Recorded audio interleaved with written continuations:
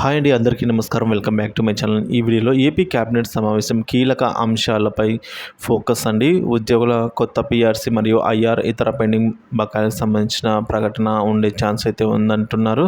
మరి పూర్తి సమాచారాన్ని ఏంటో ఈ వీడియో ద్వారా తెలుసుకుందాము. వీడియో ఎక్కడ కానీ స్కిప్ చేయకుండా ఎండ్ వరకు చూడనప్పుడు పూర్తి ఇన్ఫర్మేషన్ అర్థమవుతుంది. అలాగే వీడియోకి ఒక లైక్ చేయండి ఫ్రెండ్స్. వీడియోలోకి అయితే వెళ్ళిపోతాము.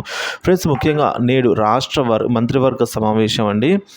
కీలక నిర్ణయాలపై అయితే చర్చ. ఏపీ క్యాబినెట్ సమావేశం అనేది ఈ నెల 7 అనగా బుధవారం ఈ రోజున ఉదయం 10 గంటల సమయానికైతే అమరావతి సచివాలయంలో జరిగిందండి. సో ముఖ్యమంత్రి చంద్రబాబు నాయుడు అధ్యక్షతన అయితే ఈ సమావేశం అయితే ప్రారంభం అయిందనమాట.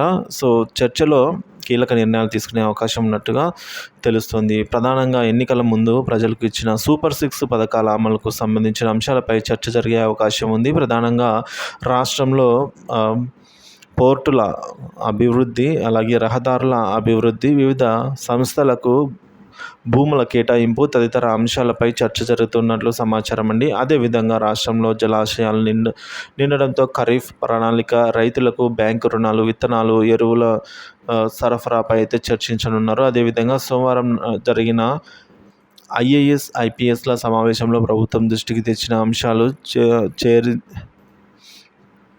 సో వాటిపైన చర్చించే అవకాశం ఉంది. అదేవిధంగా విశాఖ స్థానిక సంస్థల ఉప ఎన్నికల అంశము, వివిధ ప్రభుత్వ సంస్థల పదవుల భర్తీపై అయితే క్యాబినెట్లో చర్చించే అవకాశం ఉందని చెప్తూ ఉన్నారు ఫ్రెండ్స్.